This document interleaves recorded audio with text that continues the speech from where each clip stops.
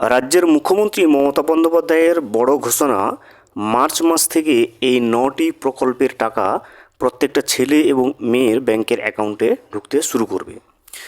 মুখ্যমন্ত্রীর ঘোষণা অনুযায়ী কোন কোন প্রকল্পের কত করে টাকা, কোন কোন সেই 9টি প্রকল্প, যেই 9টি প্রকল্পের টাকা মার্চ মাসে প্রত্যেকটা ছেলে এবং মেয়েদের ব্যাংকের অ্যাকাউন্টে ঢুকবে এবং কোন প্রকল্পে কত টাকা করে ঢুকবে এবং কোন প্রকল্পের টাকা কত তারিখ নাগাদ ঢুকবে, সমস্ত বিষয়টা কিন্তু আমরা আজকের এই ভিডিওতে বিস্তারিতভাবে জেনে নেওয়ার চেষ্টা করব।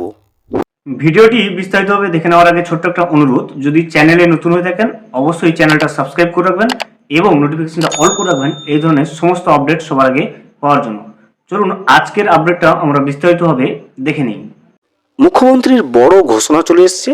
মার্চ মাসে 9টি প্রকল্পের টাকা ছেলে এবং মেয়ে সবার ব্যাংকের অ্যাকাউন্টে কিন্তু ঢুকতে চলেছে। আমাদের রাজ্যের মাননীয় মুখ্যমন্ত্রীর প্রচেষ্টায় একাধিক প্রকল্প চালু রয়েছে। আগামী দিনে আরও অনেক প্রকল্প চালু হতে চলেছে, যার মাধ্যমে বাংলার সকল খেটে খাওয়া মানুষ আর্থিকভাবে স্বাবলম্বী হতে সক্ষম হয়েছে। বর্তমানে প্রতি মাসে 1250 টাকা থেকে শুরু করে 17,500 টাকা পর্যন্ত পুরুষ এবং মহিলা, ছেলে মেয়ে সকলের ব্যাংকের অ্যাকাউন্টে কিন্তু আসতে চলেছে। দুয়ারে সরকার ক্যাম্পে কিংবা গ্রাম পঞ্চায়েত বা বিডিওতে গিয়ে যারা আবেদন করেছে তাদের সকলের জন্য আজকের মুখ্যমন্ত্রী বিরাট সুখবর দিয়েছেন। অর্থাৎ মার্চ মাসেই কিন্তু সকলের অ্যাকাউন্টে টাকা পাঠানোর নতুন লিস্ট তৈরি করে ফেলেছে কিন্তু নবান্ন। এবার আমরা দেখে নেব মার্চ মাসে কোন কোন প্রকল্পের টাকা কত তারিখ নাগাদ ঢুকবে এবং কত টাকা ঢুকবে সে বিষয়ে কিন্তু আমরা জেনে দেখব।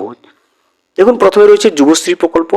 যুবশ্রী প্রকল্পে প্রতি মাসে কিন্তু যে আর্থিক সহায়তা দেওয়া হয় সেটা হচ্ছে 1500 টাকা দেওয়া হয় এবং যুবশ্রী প্রকল্পের এই আর্থিক সহায়তাটা 1500 টাকাটা, বেকার ভাতাটা, সেটা কিন্তু মার্চের 2 তারিখ থেকে মার্চের 10 তারিখের মধ্যে ব্যাংকের অ্যাকাউন্টে, সমস্ত উপভোক্তাদের ব্যাংকের অ্যাকাউন্টে কিন্তু ক্রেডিট হয়ে যাবে।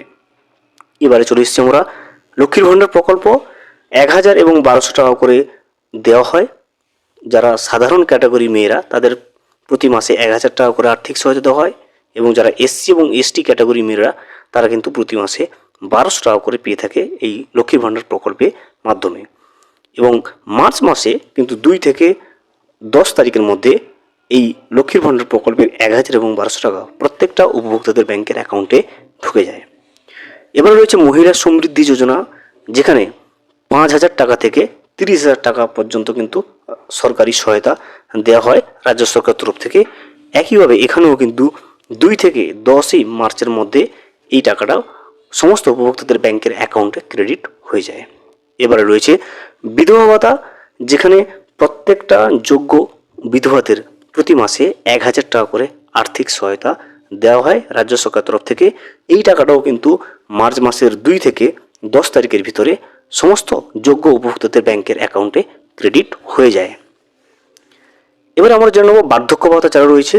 যে সমস্ত উপভোক্তারা বার্ধক্য ভাতায় 1000 টাকা করে প্রতি মাসে পেয়ে থাকে রাজ্য সরকার তরফ থেকে, তাদেরও বার্ধক্য ভাতার 1000 টাকা মার্চ মাসে কিন্তু 2 থেকে 10 তারিখের ভিতরে ব্যাংকের অ্যাকাউন্টে ক্রেডিট হয়ে যাবে। এবার রয়েছে জয় জোহার প্রকল্প। এখানেও কিন্তু 1000 টাকা করে পেয়ে হয় এসসি এবং এসটি ক্যাটাগরির প্রবীণেরা। এখান থেকে এই মার্চ মাসে কিন্তু 2 থেকে 10 তারিখের ভেতরে জয় জোহার প্রকল্পে সমস্ত উপভোক্তাদের ব্যাংকের অ্যাকাউন্টে আর্থিক সহায়তা যেটা পেয়ে থাকে রাজ্য সরকার তরফ থেকে সেই টাকাটা ক্রেডিট হয়ে যাবে। এরপর রয়েছে তপশিলি বন্ধু। এখানেও 1000 টাকা করে পেয়ে থাকে উপভোক্তারা। এই টাকাটাও কিন্তু মার্চ মাসের 2 থেকে 10 তারিখের ভেতরে ব্যাংকের অ্যাকাউন্টে ক্রেডিট হয়ে যায়।